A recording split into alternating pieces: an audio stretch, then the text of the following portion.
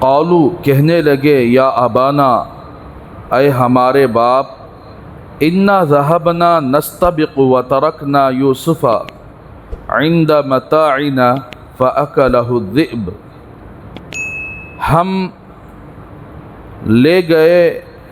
ہم گئے نستبق دوڑنے کے لیے، وترکنا یوسف اور ہم نے یوسف علیہ السلام کو چھوڑ دیا، عند متاعنا ہمارے سامان کے پاس، فاکلہ الذئب پس بھیڑیے نے اس کو کھا لیا، وما انت بمؤمن لنا ولو كنا صادقین، اور آپ ہماری تصدیق کرنے والے نہیں ہیں اگرچہ کہ ہم سچے ہیں۔ تو میرے بھائیوں، بات چل رہی تھی کہ حضرت یوسف علیہ السلام کو بھائی لے کر گئے، بڑا ظلم کیے ان کے اوپر، مارے پیٹے اور ہاتھ باندھ کر کنویں کے اندر رسی بند کر کنویں میں پھینک دیے، کنویں میں ڈال دیے۔ اور حضرت یوسف علیہ السلام کو اللہ تبارک و تعالیٰ نے بچا لیا کہ وہاں پر پتھر تھا، اس پتھر پر چڑھ کر بیٹھ گئے، اور روایت کے اندر آتا ہے جس کنویں کے اندر انہوں نے ڈالا تھا اس کنویں کا پانی بالکل کھارا تھا۔ حضرت یوسف علیہ السلام کی برکت سے وہ پانی میٹھا ہو گیا۔ وہ کنواں آج بھی موجود ہے، اگر آپ جانا چاہتے ہیں تو جا سکتے ہیں وہاں پر، وہ کنواں آج بھی موجود ہے جہاں پر حضرت یوسف علیہ السلام کو ڈالا گیا تھا۔ پھر اس کے بعد انہوں نے یوسف علیہ السلام کو پکارا تو یوسف علیہ السلام نے بڑی عاجزی کے طور پر بھائیوں سے کہا کہ میں یہاں پر ہوں، یعنی کم از کم ان کو رحم آ جائے اور وہ اوپر کھینچ لے، لیکن ایسے سخت دل تھے ان کے بھائی کہ پتھر مار کر ہلاک کرنا چاہے، لیکن درمیان میں بڑا بھائی نے آڑ آ گیا، یہودا آڑ آ گیا اور کہا کہ آپ کا مقصد تو پورا ہو گیا، آپ چلو یہاں سے۔ تو اس کے بعد یہ نگرانی کرتے رہے 3 دن تک، اور دیکھتے رہے کوئی قافلہ یہاں پر آ جائے اور اس کو لے کر چلے جائے یہاں سے۔ اور بڑا بھائی روزانہ کھانا لے کر آتا اور حضرت یوسف علیہ السلام کے پاس پہنچا کر چلا جاتا اور دیکھتا کہ کوئی قافلہ آیا ہو کیا، لیکن کوئی قافلے والے یہاں نہیں آئے۔ تو بہرحال میرے بھائی یہ آگے کی بات ہے۔ اب یہ حضرت یوسف علیہ السلام کو کنویں میں ڈالے اور اپنے گھر کو جانا ہے۔ تو مفسرین لکھتے ہیں اب چلے جائیں گے تو دن میں چہرہ دکھانے کے قابل نہیں رہیں گے، رات میں جائیں گے تو ہو سکتا ہے کہ ہماری بے شرمی یہ رات ہمارے چہرے کو ڈھانپ لے گی، اسی لیے انہوں نے رات وَجَاءُوا أَبَاهُمْ عِشَاءً يَبْكُونَ آئے ان کے باپ کے پاس رات میں روتے ہوئے، الٹا گناہ کیا، بھائی پر ظلم کیا، کنویں میں ڈالا، الٹا روتے ہوئے آئے۔ اسی کو بولتے ہیں ایکٹنگ۔ جیسے کہ فلم ایکٹر سے رونا نہیں آتا کیا بھی نہیں، اسپرے آنکھیں میں مارال دیں تو خود بخود آنسو نکل کر آ جاتا، ایک ایکٹنگ۔ تو اس طرح ایکٹنگ کرتے ہوئے روتے ہوئے کہ باپ کے سامنے اپنے بھائی کی ہمدردی آئے، باپ کے سامنے روتے ہوئے۔ قالو کہنے لگے کہ یا ابانا اے ہمارے باپ، انا ذهبنا ہم گئے، نستبق دوڑ لگانے کے لیے، یعنی دوڑ لگانا اپنی صحت کے لیے بہت ہی فائدہ مند ہے۔ حدیث پاک کے اندر آتا ہے حضرت عائشہ صدیقہ رضی اللہ تعالیٰ عنہا کی عمر تقریباً 13 یا 14 سال کی تھی۔ اللہ کے رسول صلی اللہ علیہ وسلم عشاء کے موقع پر آئے، عشاء کے بعد آئے، اور حضرت عائشہ نے عرض کیا یا رسول اللہ میں باہر کچھ ٹہلنا چاہتی ہوں۔ تو آپ صلی اللہ علیہ وسلم نے، رات کا موقع تھا، آپ نے حضرت عائشہ صدیقہ کو لے کر نکلے باہر اور کوئی نہیں تھا۔ تو حضرت اللہ کے رسول صلی اللہ علیہ وسلم فرمایا کہ عائشہ دوڑ لگائیں گے؟ تو اس وقت حضرت عائشہ صدیقہ رضی اللہ تعالیٰ عنہ فرمایا ٹھیک ہے دوڑ لگائیں گے۔ تو حضرت عائشہ صدیقہ آپ کے ساتھ دوڑ لگانے لگی تو اس وقت بالکل یعنی تندرست تھی اور دبلی پتلی بھی تھی۔ تو اللہ کے رسول صلی اللہ علیہ وسلم کو پیچھے چھوڑ دی اور آگے بڑھ گئی۔ تو اب دیکھیے کہ سارے جہانوں کا پیغمبر، سارے نبیوں کے سردار اپنی بیوی کے ساتھ دوڑ لگا رہے۔ تو اس سے یہ سبق ملتا ہے کہ اپنے بیویوں کے ساتھ اچھا سلوک کیا جائے۔ تو یہ دوڑ لگانا یہ صحت کے لیے بھی بہت اچھی مفید چیز ہے۔ پھر کچھ عرصے کے بعد آپ صلی اللہ علیہ وسلم نے دوبارہ اسی طرح کا موقع ہوا تو اللہ کے رسول صلی اللہ علیہ وسلم اس دوڑ کے اندر جیت گئے۔ آپ صلی اللہ علیہ وسلم نے حضرت عائشہ سے فرمایا کہ ہی یعنی یہ جو دوڑ ہے نا جس میں جیتا ہوں، اس جیت کا بدلہ ہے جس میں آپ جیتی تھی۔ تو بہرحال میرے بھائیو، اس طرح یہ لوگ دوڑ لگانے لگے۔ دوڑ لگانا اور اسی طرح صحت کے لیے کوئی کام کرنا وہ کوئی بری چیز نہیں ہے، کرنا چاہیے۔ اب یوسف علیہ السلام کو ہم نے اپنے سامان کے پاس چھوڑ دیا، جیسا کہ حضرت یعقوب بولے تھے کہ کہیں تم ایسا نہ ہو کہ غفلت میں رہ کر یوسف کو چھوڑ دو اور بھیڑیا نہ کھا جائے، اس سے پہلے آپ سنے تھے۔ تو وہ منہ کی بات کو لے کر انہوں نے کیا کیا، وہی پلان بنا لیا اور یہی پلان بنا کر آئے اور جھوٹ بولنے لگے۔ اسی سے پتہ چلتا ہے کہ حضرت یوسف علیہ السلام کے بھائی پیغمبر نہیں ہوئے۔ پیغمبر کبھی زندگی میں جھوٹ نہیں بولتے، کبیرہ گناہ پیغمبر سے نہیں ہوتا، نبوت دیے جانے سے پہلے بھی نہیں ہوتا، نبوت دیے جانے کے بعد بھی نہیں ہوتا۔ تو آپ دیکھیں یہ پہلا گناہ کیا کیا، انہوں نے بھائی پر ظلم کیا اور کنویں میں ڈال دیا۔ دوسرا گناہ انہوں نے کیا کیا، جھوٹ بولا اپنے باپ کے سامنے کہ اس کو بھیڑیے نے کھا لیا ہے، آپ ہماری تصدیق کرنے والے نہیں ہیں اگرچہ کہ ہم سچے ہیں۔ اور تیسرا گناہ انہوں نے کیا کیا دیکھیے، وَجَاءُوا عَلَىٰ قَمِيصِهِ بِدَمٍ كَذِبٍ۔ اب جب یہ کنویں میں اتار رہے تھے تو حضرت یوسف علیہ السلام کے کرتے کو چھین لیا انہوں نے، اور اللہ تبارک و تعالیٰ نے حضرت یوسف علیہ السلام کا وہ کرتا جو حضرت ابراہیم علیہ السلام کے لیے جنت سے اللہ نے اتارا تھا، اور آگ میں جب حضرت ابراہیم علیہ السلام ڈالے گئے تو اس وقت حضرت جبرائیل علیہ السلام نے وہ کرتے کو پہنا دیا، اور وہ کرتا وراثت میں چلتے ہوئے حضرت اسحاق علیہ السلام کے وراثت میں آیا، پھر حضرت یعقوب علیہ السلام کے وراثت میں آیا، پھر یعقوب علیہ السلام نے اس کو چھوٹا بنا کر، وہ اس کپڑے کی خاصیت یہی تھی کہ وہ جتنا چھوٹا ہونا چاہے چھوٹا ہو جاتا تھا، اسے چھوٹا بنا کر ان کے گلے میں ڈال دیا تھا، اور اسی کو حضرت یوسف علیہ السلام نے کنویں میں جانے کے بعد اسی کو نکال کر اپنے پہن لیا اس کو، اور وہ کرتا جو گھر سے پہن کر آئے تھے وہ کرتے کو انہوں نے نکال لیا، اور نکالنے کے بعد انہوں نے کیا کیا، ایک بکری کو ذبح کیا، ذبح کر کے اس کے خون کو اس کرتے میں لت پت کر کے وَجَاءُوا عَلَىٰ قَمِيصِهِ بِدَمٍ كَذِبٍ لے آئے حضرت یوسف علیہ السلام کے کرتے کو جھوٹا خون لگا کر۔ یہ تیسرا گناہ ہے۔ قال، اب جھوٹا خون لگا کر باپ کے سامنے دکھایا، باپ نے دیکھا کہ کرتا بالکل خون سے لت پت ہے اور کہیں پر پھٹا ہوا نہیں ہے۔ باپ تو پیغمبر تھے، پیغمبر کی سوچ تو عام انسان کی سوچ سے کہیں زیادہ ہوتی ہے۔ تو حضرت یعقوب علیہ السلام نے دیکھا وہ کتنا عقل مند بھیڑیا ہے کہ جس نے ہمارے یوسف کے جسم سے پہلے کپڑے اتروایا، پھر اس کے بعد اس نے حملہ کیا اور کھا لیا۔ کتنا بڑا عقل مند بھیڑیا ہے، کپڑا کہیں تک پھٹا نہیں ہے۔ تو اس سے معلوم ہوا کہ جھوٹ بولنے والے دنیا کے اندر جھوٹ بولتے رہتے ہیں، لیکن ان کا جھوٹ اللہ فاش کر کے ہی رہتے ہیں، چاہے جھوٹ کو دبانے کی کوشش کرے، چاہے جھوٹ کو دبانے کی کوشش کرے، اللہ اسے ظاہر کر کے ہی رہتے ہیں۔ تو آپ دیکھیں ان لوگوں کے دل و دماغ کے اندر یہ بات نہیں آئی۔ اگر ہم اس کرتے کو اگر ایسے ہی لے کر جائیں گے تو پھر لوگ شک کریں گے کہ کیسے بغیر پھاڑے کے یا بھیڑیے نے اس کو کیسے کھایا، یہ تک ان کے دماغ میں نہیں آیا۔ اس لیے کہ جھوٹ ہمیشہ جھوٹ ہی ہوتا ہے اور سچ ہمیشہ سچ ہی ہوتا ہے۔ تو اب یہ بات بولے حضرت یعقوب علیہ السلام، قال بل سولت لکم انفسکم امرا، فرمایا حضرت یعقوب علیہ السلام نے تمہارے جی نے یہ معاملے کو بنا لیا ہے، یعنی تمہارے اندر تو تم نے یہ بنا کر لائے ہیں، یہ واقعہ تم بنا کر لائے ہیں، بھیڑیا گڑیا کچھ کھایا نہیں ہے۔ پھر فصبر جمیل، صبر جمیل، پس صبر جمیل ہے۔ صبر جمیل اس کو کہتے ہیں کہ بندوں سے کوئی شکوہ نہ ہو۔ حالانکہ کیوں حضرت یعقوب علیہ السلام صبر جمیل کہیں، اس کی وجہ مفسرین لکھتے ہیں کہ حضرت یعقوب علیہ السلام کو بطور وحی کہ اللہ نے بتا دیا تھا کہ آپ کو آزمایا جائے گا اور یہ بھی بتلا دیا گیا تھا کہ جس یوسف علیہ السلام سے حضرت یعقوب کی اتنی محبت تھی، اتنے عرصے تک آپ کو جدا کر دیا جائے گا۔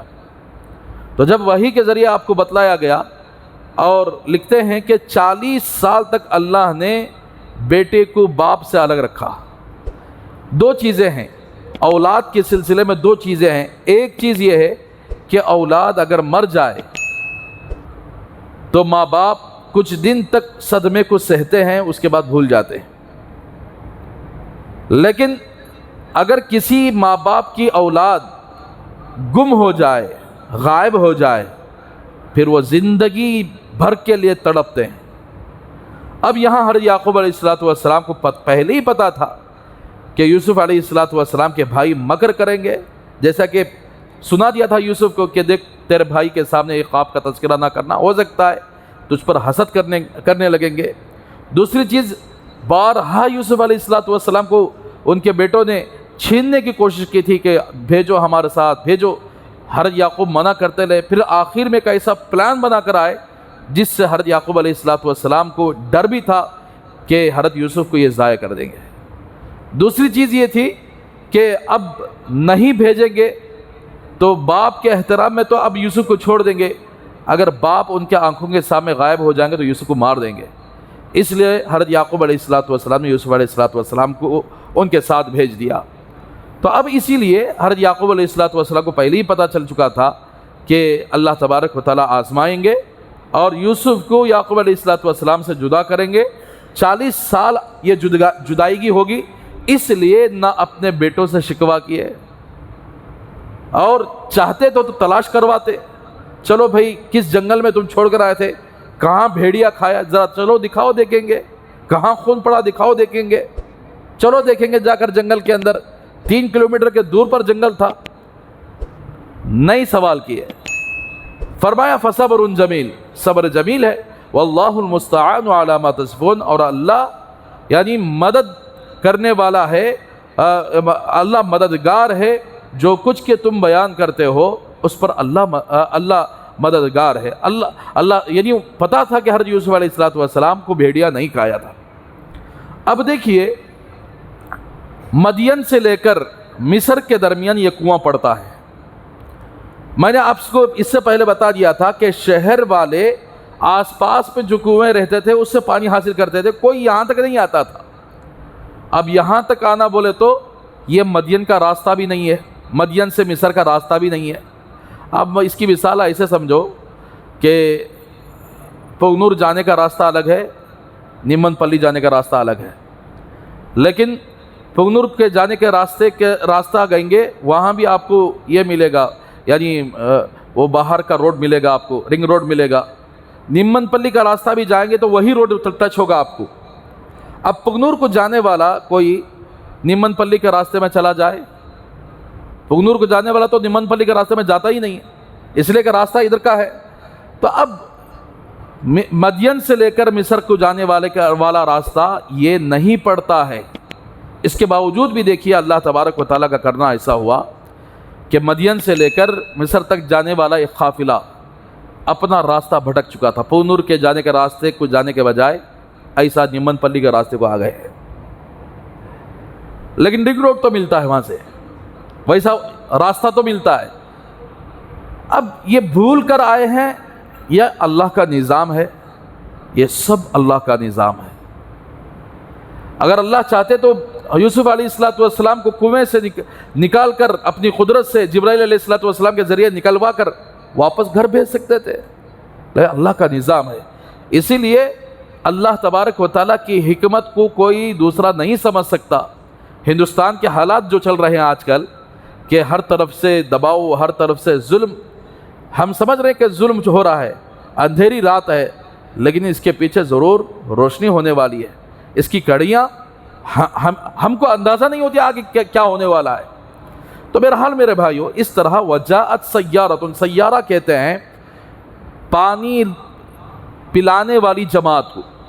پانی یعنی اس سے پہلے آپ سن چکے تھے کہ ہر جماعت کے اندر کچھ لوگوں کو رکھتے تھے، جب کوئی قافلہ پڑاؤ ڈالتا تو یہ جماعت کا کام ہوتا کہ وہ جا کر پانی لا کر اس پورے قافلے کو پلانے کا ان کا کام ہوتا تھا۔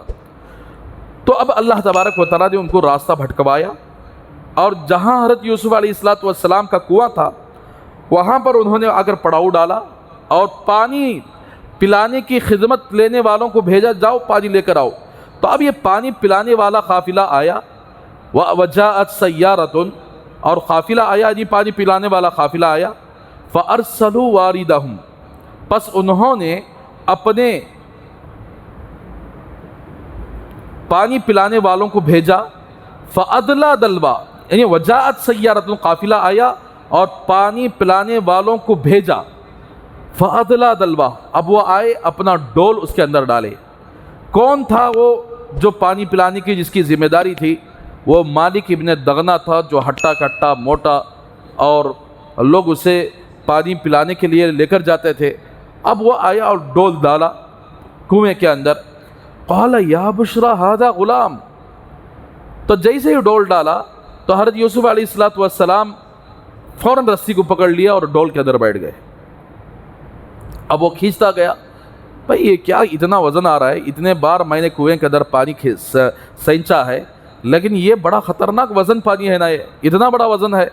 اب کھینچتا گیا، جیسے ہی حضرت یوسف علیہ السلام کا چہرہ سامنے آیا ایک دم خوش ہو گیا، یا بشرا، خوشخبری، ھذا غلام، یہ تو بچہ ہے، اور اتنی خوبصورتی جیسا کہ آپ سن چکے ہیں۔